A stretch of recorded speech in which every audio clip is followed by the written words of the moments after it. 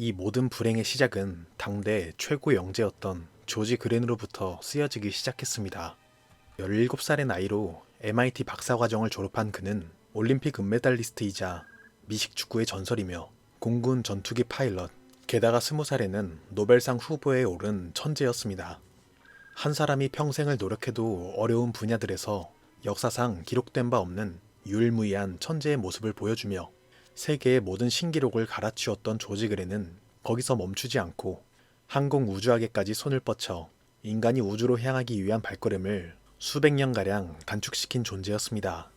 그래서 세상 사람들은 그가 또 무슨 놀라운 일을 보여줄지 기대와 관심으로 지켜보았습니다. 그런 그가 목성 탐사임으로서 본인이 설계한 우주선으로 편도 7년에 이르는 기나긴 여행을 떠나는 중 우주에서 전해지는 그의 충격적인 메시지. 그는 자연 그대로 내추럴하게 태어난 것이 아닌 인위적으로 지능과 신체 능력을 높이는 유전자 조작을 통해서 태어난 사람이란 사실이었습니다.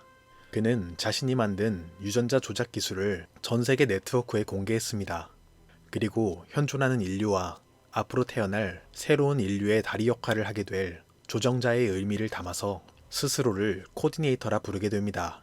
그는 자신의 의지를 이어줄 사람이 나타나길 바란다며 자취를 감췄지만 세상에는 오히려 혼란만이 가득해져 갔습니다. 이미 유전자 조작을 하지 않은 인류, 즉 내추럴로 태어났거나 가난하여 자신의 자녀를 코디네이터로 만들지 못한 자들은 당연히 코디네이터를 반대할 수밖에 없었습니다. 그들이 태어남으로 하여금 자신과 앞으로 태어날 평범한 자신의 자녀들이 우수하게 만들어진 코디네이터보다 뒤떨어진 열성의 존재가 된다는 것을 모를 리가 없는 일반인들이 코디네이터 제조를 반대하는 것은 당연한 수순이었기 때문입니다. 또한 이미 많은 것을 가진 자들은 그들의 손에 쥔 것들을 더욱 곤고히 하기 위해 코디네이터가 만들어지는 것을 표면적으로는 반대했지만 비밀리에 자신의 자녀들을 코디네이터로 만드는 등 세상의 혼란은 더욱 가중되고 있었습니다. 이를 보다 못한 국제기구 유엔은 코디네이터 제조를 금지했습니다. 그리고 조지 그렌이 탐사 임무를 마치고 지구에 돌아올 때 재판을 통해서 엄중한 책임을 물리도록 하여 상황은 일단락짓는 듯 싶었습니다. 그러나 10몇 년이 지난 후 돌아온 조지 그렌은 세상에 더욱 심각한 혼란을 가지고 돌아왔는데 그는 목성 부근에서 탐사 중 엄청난 크기의 외계 생명체 화석을 발견하여 지구로 돌아온 것입니다. 이로써 외계인이 있다는 것이 확실해졌지만 오히려 사람들은 더욱 불안에 떨었습니다.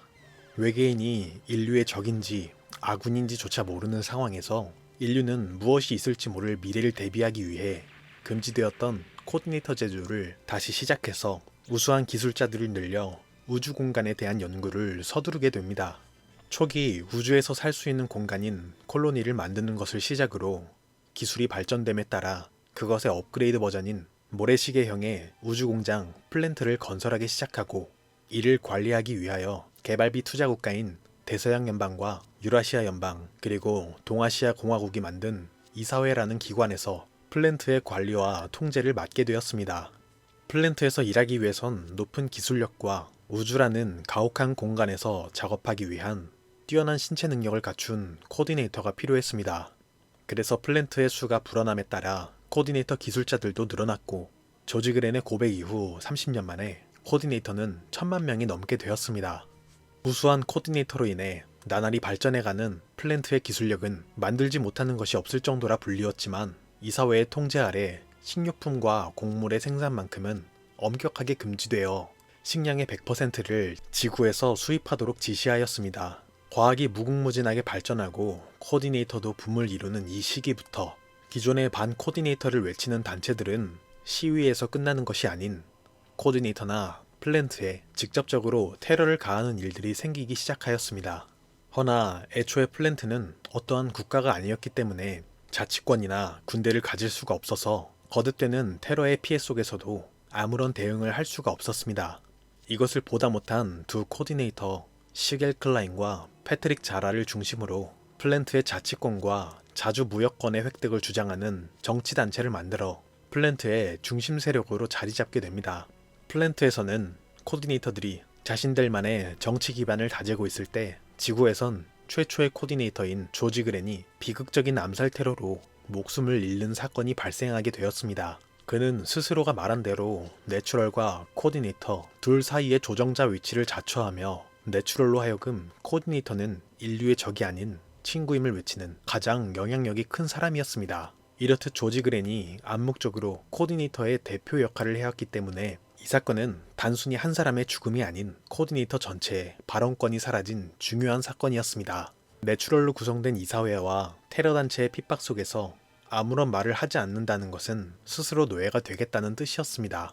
이에 심각성을 느낀 코디네이터들은 각 플랜트에서 대표를 선출하여 플랜트 평의회를 만들고 그들에게 자신들의 발언권을 맡기게 됩니다. 코디네이터들이 힘든 시간을 보내고 있을 즈음 지구에서도 전에 없던 인플루엔자 질병이 창궐하여 많은 이들의 목숨을 앗아가고 있었습니다. 지구의 내추럴들이 가족과 친구들을 병으로 잃어가며 눈물을 흘리고 있을 때 코디네이터는 이 질병에 감염되지 않는다는 사실이 밝혀지게 됩니다. 그래서 지구에서는 이 인플루엔자가 조지 그랜 암살 사건의 복수로서 코디네이터들이 자행한 생물학적 테러라는 소문이 빠르게 퍼지게 되었습니다. 또한 전염병의 원인이 유전자 조작을 시행하는 인간에 대한 신의 천벌임을 주장하는 신흥 종교 세력의 영향력이 커지게 되었습니다. 이로 인해 지구에서는 다시 한번 유전자 조작과 코디네이터 제조를 금지하게 되었습니다. 그로부터 1년이 지난 후 플랜트에서 백신을 개발하는 데 성공하여 대량 생산해 지구에 공급하였지만 이미 수많은 목숨이 질병에 의해 아스러진 뒤였습니다. 너무 늦었기 때문에 생화학 테러설이 마치 사실인 것처럼 다루어지며 코디네이터에 대한 적개심을 더해가는 계기가 되었습니다. 치료제의 개발로 잠시 숨 돌릴 시간도 없이 내추럴들의 터전인 지구는 자원이 모두 고갈되어서 에너지를 생산할 수 있는 것이라곤 핵발전소밖에 없었습니다. 고민한 결과 단순 제조시설이었던 플랜트를 지구의 에너지와 공업제품을 만들기에 특화된 기지로 탈바꿈시켰습니다. 그러자 플랜트로부터 받는 에너지 공급으로 내추럴의 삶은 조금씩 나아져갔습니다. 그렇지만 모두가 이런 혜택을 누릴 수 있는 것은 아니었습니다. 플랜트에서 공급받는 양질의 에너지와 제품들은 과거 플랜트 제조에 투자했던 이사회 가맹국들이 독점했습니다. 이미 생산력을 잃어버린 지구 국가들 사이에서 플랜트에 에너지 공급을 받는 나라들만이 점점 더 큰 영향력을 갖게 되고 그것을 바탕으로 강력한 힘을 갖게 된 이사회는 힘을 지키기 위하여 플랜트에 더욱 무거운 생산 할당량을 짊어지게 했습니다. 이러한 과중한 생산 할당량을 채우기 위해서 코디네이터들은 쉴 틈 없이 일하던 중 반코디네이터 단체인 블루코스모스의 테러로 인해 플랜트의 생산시설 일부가 파괴되는 일이 벌어지게 되었습니다. 플랜트 평의회는 부족한 생산시설로는 절대로 할당량을 채울 수 없음을 알았기 때문에 이사회에 연락했습니다. 생산시설을 다시 짓는 동안만 에너지 공급을 멈추게 해달라고 부탁했던 것이죠. 그러나 이미 에너지와 생산품의 대부분을 플랜트의 공급에 의지하던 이사회 가맹 국가들로서는 불가능한 조건이었습니다. 생산량이 부족하면 플랜트 주민들이 사용할 에너지를 지구에 공급하라는 이사회의 지시에 분노한 플랜트 기술자들은 일제히 파업을 선포하고 시위를 했지만 이사회 측에선 모빌 아머 부대를 투입시켜 파업하는 시위자들을 총으로 위협했기 때문에 기술자들은 눈물을 머금으며 다시 작업장으로 돌아갈 수밖에 없었습니다. 이 일을 계기로 힘이 없는 자의 비참함을 느낀 플랜트 평의회는 비밀리에 새로운 정치 조직인 자프트를 만들고 기존의 작업용으로 사용하던 모빌 슈트를 군사용으로 개조하기 시작했습니다.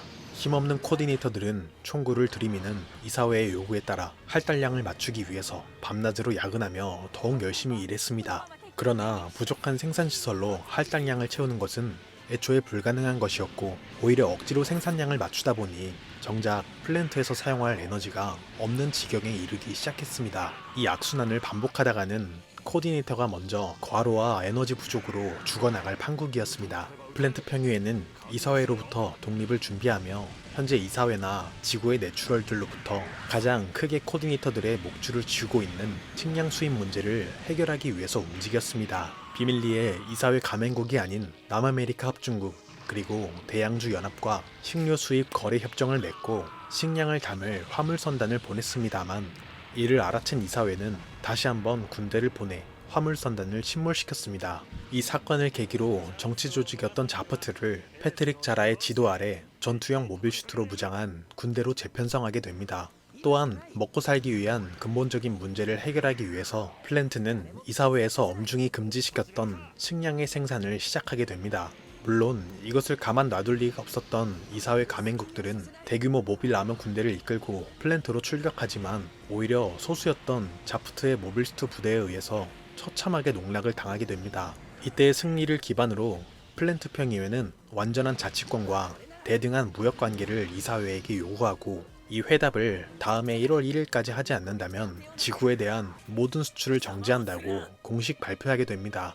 이렇게 갈수록 양극으로만 찌닫던 지구와 플랜트 둘의 관계를 정리하고 서로가 상생하는 방법을 찾기 위해 UN 사무총장의 부름으로 이사회 측 대표와 플랜트 평의회 대표가 만나 교섭할 수 있는 회장을 마련했습니다. 그런데 이 회장으로 가던 중 폭탄 테러로 인해서 이사회 측 대표와 UN 순회진이 사망하기에 이르고 의도치 않은 이동 셔틀의 고장으로 회장에 가는 것이 늦어졌던 플랜트의 대표인 시겔 클라인만은 목숨을 부지하게 됩니다. 시겔 클라인과 그의 가족들에게는 천만다행인 기쁜 소식이었지만 그의 생존은 오히려 더욱 많은 목숨을 전쟁으로 몰아넣게 되는 안타까운 일의 발판이 되어버리고 말았습니다. 이사회에서는 이 테러 행위가 플랜트 측에 의한 것이라고 단정짓고 동맹으로 나뉘어져 있던 이사회 가맹국들을 모아 지구연합이라는 한 정부를 설립해 플랜트에 전쟁을 선포하게 됩니다. 지구연합군의 선전포고로 시작된 전쟁에서 플랜트는 강력한 모빌슈트 부대를 투입해 연합군을 섬멸하고 거듭되는 승리의 기쁨을 만끽하려는 찰나 전쟁에서 지고 있던 지구연합군은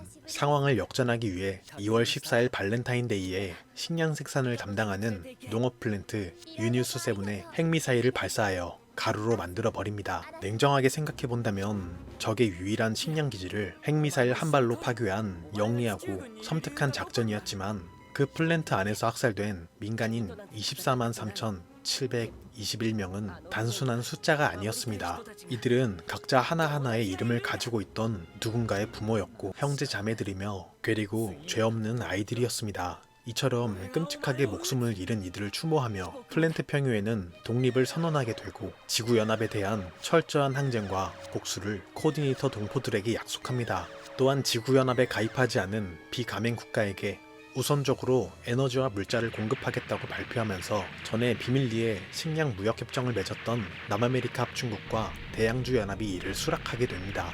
지구연합은 배신 행위의 본보기로 삼을 겸 플랜트 편으로 돌아선 연합에 대한 보복 행위로 두 세력 중 먼저 남아메리카 합중국을 무장 침공하여 제압하고 대서양 연합으로 합병시킵니다. 시간을 지체하면 대양주 연합마저 지구연합에게 침략당할 것이었기 때문에 플랜트는 자프트군을 동원하여 최초로 지상의 강화 작전을 펼쳐 아프리카에 있는 빅토리아 우주항을 공격합니다. 이미 많은 전투에서 승리했던 위력적인 모빌슈트 부대를 앞세워 승리를 거머쥐는 듯 했지만 본진이었던 우주에서의 전투와 달리 지구에서는 탄약 보급 등의 지원을 받는 것이 불가능했기 때문에 결국 실패로 돌아가게 되었습니다. 야심차게 준비했던 첫 강화 작전이 실패로 끝나자 플랜트 평의회는 부족했던 부분을 보완할 새로운 작전을 구상하게 됐는데 그것이 바로 전 지구적인 재앙을 초래하게 될 우로보로스 작전이었습니다. 플랜트 평의회는 지구연합이 우주로 세력권을 넓히기 어렵도록 지구연합에 2개 남은 우주 발사장치 중 1개를 박살냈지만 여전히 핵공격을 당할 수 있다는 불안감에서 전쟁을 치러야 했습니다. 그래서 핵에너지를 사용하지 못하게 만드는 장치를 지구 전역에 걸쳐 땅속 깊은 곳에 심었습니다. 이에 대한 여파로 지구와 플랜트 어느 누구도 핵공격을 하는 것이 불가능해지고 땅속에 심어놓은 장치가 통신 채널을 간섭하게 되어 근거리를 제외하고는 모든 통신이 먹통이 되었습니다. 그러나 이 정도의 부작용은 앞으로 일어날 일에 비하면 정말 미미한 것이었습니다. 전쟁으로 인해 싸우는 것만을 생각하다 보니 플랜트도 지구도 생각하지 못했던 사실을 작전 후에 알게 되는데 그것은 현재 지구에서 유일하게 에너지를 생산할 수 있는 것이 바로 핵에너지로 구동되는 원자력 발전소라는 사실이었습니다.